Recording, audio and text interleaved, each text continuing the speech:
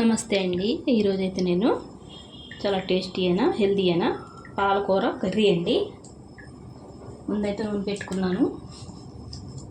ఇందులో మనం కొద్దిగా జీలకర్ర పోపు కండి,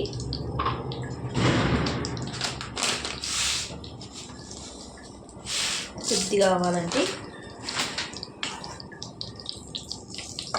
ఎండుమిరపకాయలండి 4, కరివేపాకండి, ఇవన్నీ ఎగుతాయి కాబట్టి ఉల్లిపాయలు అండి 2. చూడండి, నేనైతే 2 కట్టలు పాలకూర తీసుకున్నాను. ఉల్లిపాయలు వేసుకుందాం.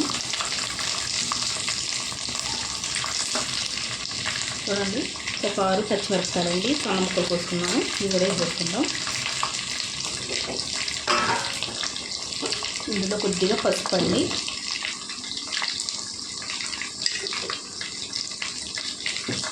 అలాగే ఉల్లిపాయలు వేయడానికి ఉప్పు అండి, రుచికి తగినంత చూసుకొని వేసుకుందాం. పాలకూర కొద్దిగా ఉప్పు ఉంటుంది కదండి, ఉప్పు ఉంటుందండి. ఇందులో కళ్ళకు కూడా చాలా మంచిదండి, హెయిర్కి స్కిన్కి పాలకూర చాలా మంచిది కదండి. రక్తం కూడా బాగా పడుతుంది. కొద్దిగా నూనె వేసుకొని చేసుకోవాలండి. కొద్దిగా వేసాను నేను, నాన్ స్టిక్ పాన్ కదండి, కొద్దిగా ఎక్కువ కనిపిస్తుంది. నేనైతే 2 టీ స్పూన్లు అంటారు కదండి వేసాను, చెంచారు. ఇవి వేగాలండి బాగానే. మూత పెట్టి సిమ్లో పెట్టుకున్నాం. చూడండి, ఇలా వేగాలండి మెత్తగాని. సరే, ఇంత బాగా వేగినాయో ఉల్లిపాయలు ఇలా వేగితే సరిపోతాయండి. ఇప్పుడు ఇందులో మనం శుభ్రంగా కడిగి కోసుకుని పాలకూర అండి సన్నగా కోసుకుందాం. చూడండి, వేసుకుందాం. ఈ 2 కట్టలండి.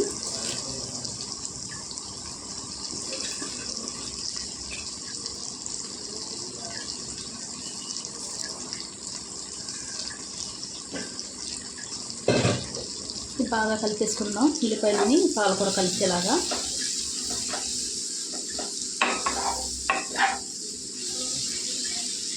ఎప్పుడైతే మనం నూనెలోనే వేపుకోవాలండి.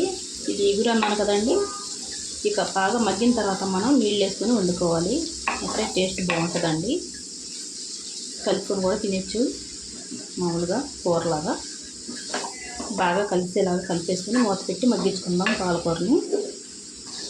ఈ కారం మాత్రం పచ్చిమిరపకాయలు ఎండుమిరపకాయలేనండి. మామూలు కారం వేసుకుంటే లైట్గా వేసుకోవాలండి. కాకపోతే కారం వేసుకుంటే పెద్ద రుచి అనిపించదు. ఎక్కువ వేసుకోవాలండి. మనకి ఎండుమిరపకాయలని పచ్చిమిరపకాయలు కారం ఉన్నాయి వేసుకుంటే చాలా టేస్టీగా ఉంటుంది. ఒకసారి మీరు ట్రై చేయండి. ఒకసారి ఇలా కలుపుకుంటే మొత్తం నూనె పడుద్ది. ఆకులకి బాగా మగ్గుతాయి ఆకులు కూడా. ఇలాగా మూత పెట్టుకుందాము. చూడండి, మెత్తగా ఉడికి చూసారా, నూనెలోనే ఉడికిపోయింది చాలా మట్టుకు. కొద్దిగా ఇప్పుడు నీళ్ళు వేసుకుందాం. మనం ఎన్నో కదండి, మనం టీ తాగుతాం కదా, ఆ గ్లాసులో సగం వేసుకుంటే సరిపోతాయి నీళ్ళు. ఎక్కువ కూడా అవసరం లేదు. ఇలా వండుకుంటే చాలా టేస్టీగా ఉంటుందండి పాలకూర. చూసారా, ఇప్పుడు మనం మూత పెట్టుకొని దగ్గర గంట వండుకుందాం. ఇప్పుడు ఉప్పు కూడా చూసుకోవాలండి. ఉప్పు అయితే కరెక్ట్గా ఉందండి, ఇంకా అవసరం లేదు. చూడండి, ఇలా మనం దగ్గర గంట వండేసుకుంటే చాలా టేస్టీగా ఉంటుందండి కర్రీ.